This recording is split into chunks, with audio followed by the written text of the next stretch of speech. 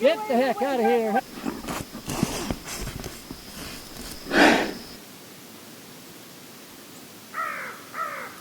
Hey folks, I'm Glenn. I'm Maureen. The snows are receding and the giants are waking up. We're out in the forest today to see if we can see any signs of bear and any recent activity.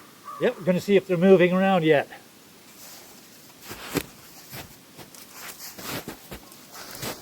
Now we're going to be searching around for some strategic locations to see where we can place a couple of our trail cams. Now we're looking to find a funnel or two where the animals might be bottlenecked into passing through. It's been a long winter with heavy waist-deep snows, and the bears haven't had anything to eat for the last 4 or 5 months. Yeah, it's wake up time. Although bears don't actually hibernate, not in the biological sense. They enter a state of torpor where they can wake up quickly if they're disturbed. It's possible that we aren't just looking for bears that'll wake up. We may be looking for bears that are already awake and watching us.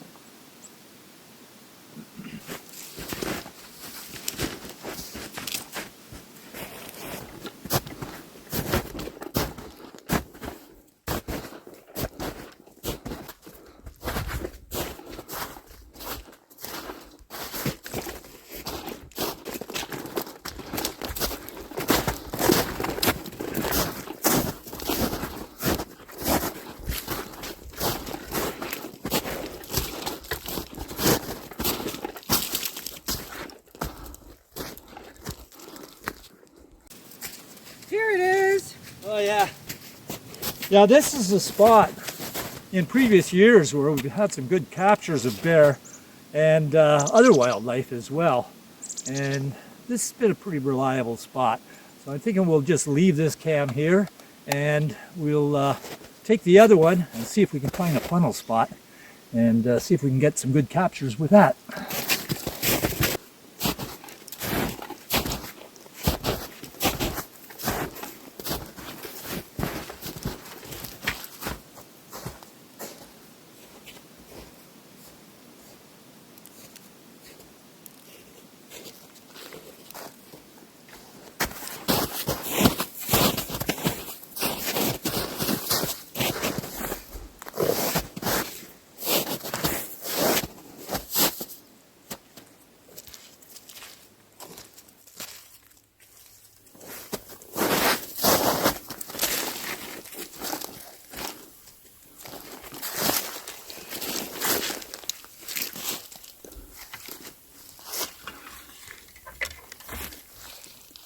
Guys, in a couple of minutes, I got a surprise for Maureen. Hang in there.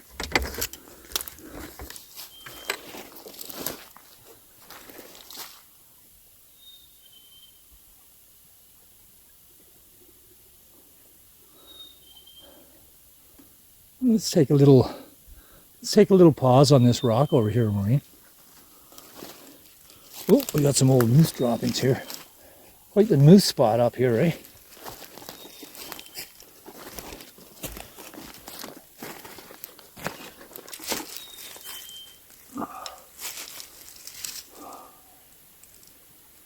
You know, hiking along, adventuring through the forest,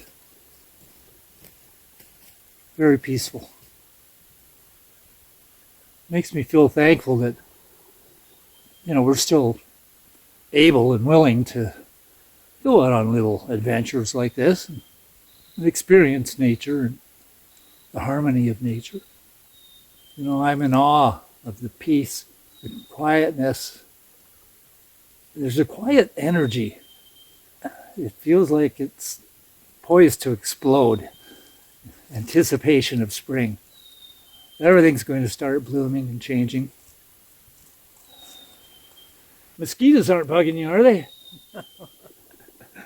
Mosquitoes will be out in soon enough time, a few weeks. Tick, tick, tick, they're coming. Yeah, the anticipation of birth and rebirth. There's no conflict here. Everything is as it should be. I know what you mean. Let's take a minute and take it all in.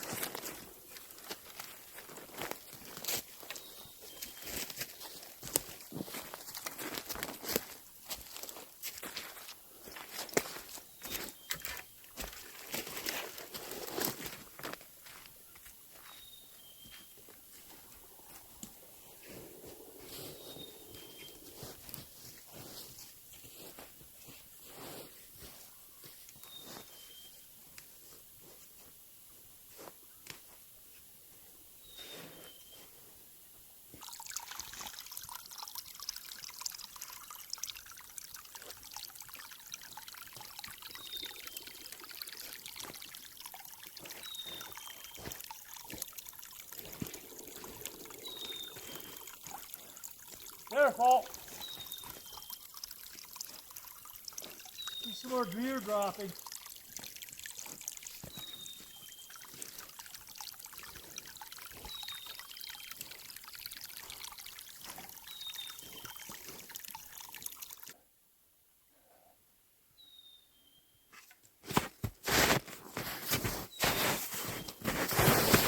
Well guys, we've just walked down a very steep hill, and you notice the hill goes up on the other side, so we're entering a valley here, and the wetland is just over there.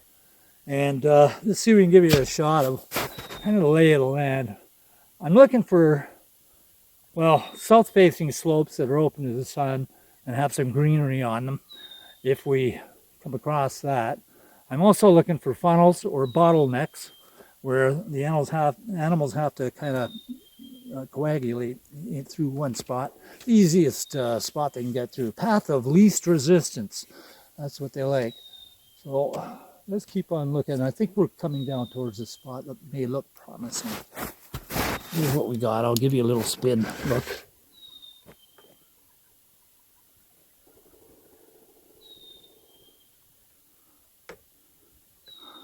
There's a hill up on that side over there. Comes down to the wetland down here. It goes over to the wetland, keeps going, and then there's a pond, lake back in there, which will be a stopping point, which means they have to come through there and then up this hill, or they're going to come through here and possibly come through the lowest, easiest path. So let's go scout, see what this is like.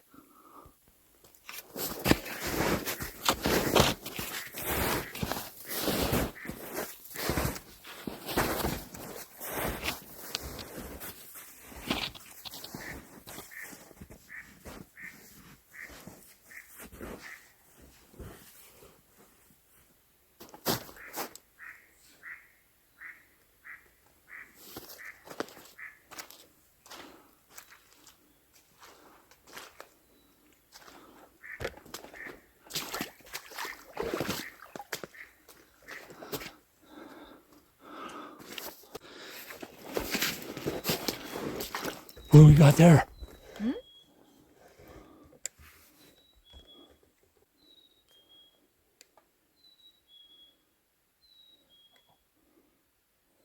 Hey, Maureen. Yeah? You want to poke your stick there in that hole? Are you crazy? Really? You want me to do that? Here, you want a stick? Here you go. Well, we've got our cameras, memory cards, and batteries. All we need is a good location for our next camera. You know, it just occurred to me. We're not just setting up cameras. We're predicting a predator's path. Once in the past, we had an unexpected surprise when a curious black bear discovered the game cam. That's why it's critical to get good placement.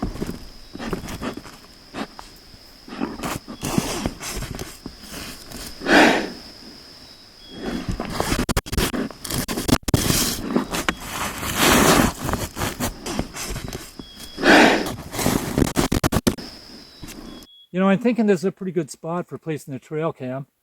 It's got some greenery, and I like the fact it's got the two hills on either side. And it narrows down quite a bit. Yeah. Oh, and it's got some good, well-exposed rotten logs and stumps. Probably some grubs and good stuff to eat in there for them. Well, we're keeping alert and mindful. Keep your eyes open, Maureen. I will. Yeah, we're totally in their backyard, and they are hungry.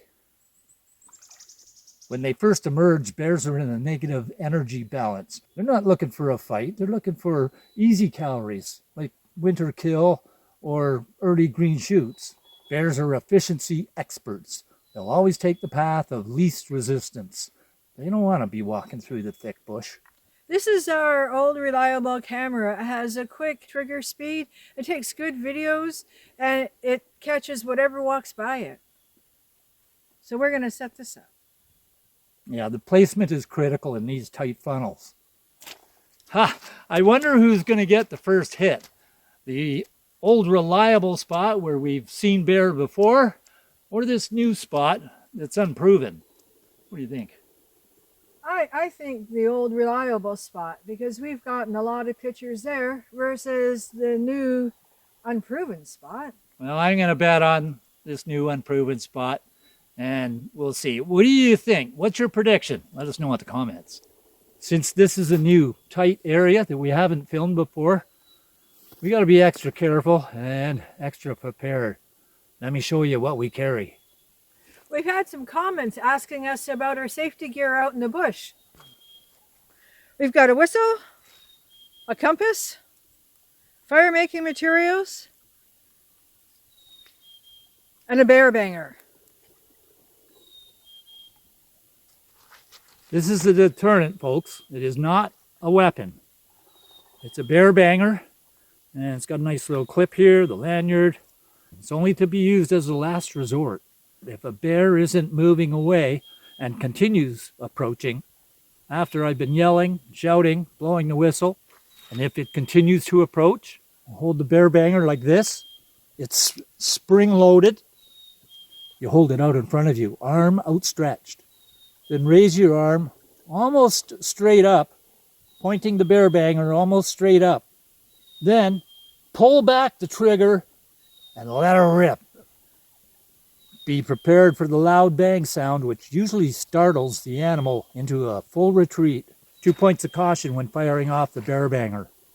1, avoid firing the bear banger directly toward the bear or animal, because if the shot explodes with a bang behind or past the animal, then it's liable just to run toward you instead of away. Point number 2, avoid firing the bear banger directly into the thick trees. And always check the spot where the shot may have reached the ground to ensure there's no sparks that have landed where there's potential for an unintended fire. A bear's sense of smell is 2,000 times stronger than that of a human's, and they'll most likely smell you long before you see or hear them. Well, Maureen, I got a surprise for you. Oh, you do? Yeah? Oh, Guess whoa. what? You got your own bear banger. I think it's about time you have a bear banger that you can utilize whenever you might need it, while walking along the trail with the dog, out in the bush for a walk. I got a shot here for you. Thank you. Let's load her up. The spring. There's the shot. There, it's in all the way. Now it's ready to go. Just got to be careful you don't fire it off accidentally. It is spring loaded. There you go. I'll hold your stick for you. So let's practice what it is beforehand. The first thing you're going to do, a bear comes up, take it out and make sure, it's loaded. It's all set to go. There's not really a safety on it, so you just shoot it. You shout and yell at the bear to go away. Ah, go away, bear. And if it doesn't go away, hold it out straight, but point the bear banger up. Up? Yeah. All right, so we're going to shoot this now. Okay, so if a bear comes, I yell and holler, and if it doesn't work, I hold my hand out, straight up. Not like that, straight up. Yeah, don't point it at the bear. Yeah, hold your arm, raise your arm a little bit so it's out of shot, right? It's clear of you. So there's a bear coming. What goes through your mind? Get out of here, go away, Get the heck out of here. And if it doesn't, it keeps It's coming. coming. I get this out, get my hand in a little, put it together. Here we go. We're going to fire it. Uh-oh, it just... And here we go.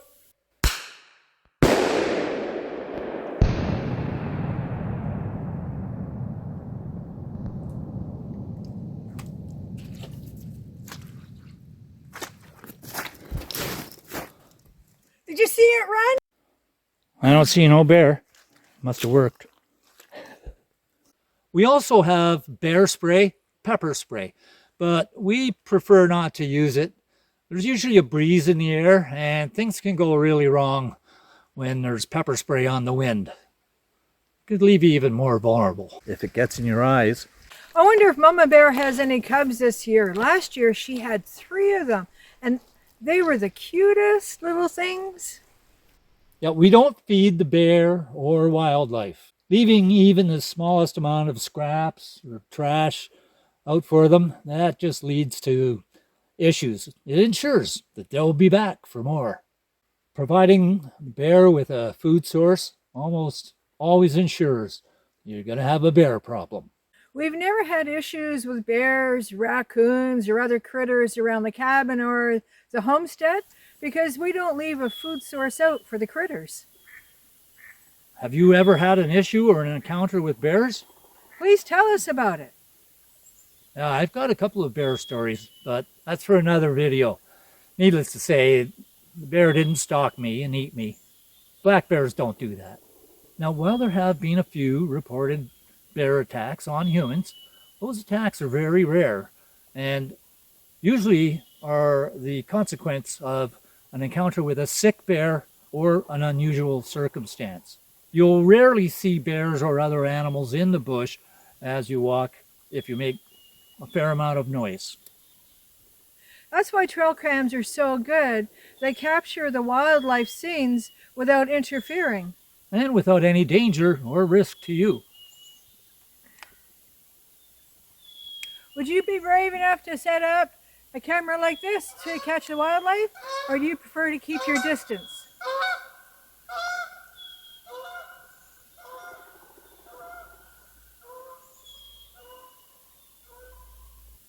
Okay, this final cam is all set and in place, a trigger ready to capture whatever comes this way.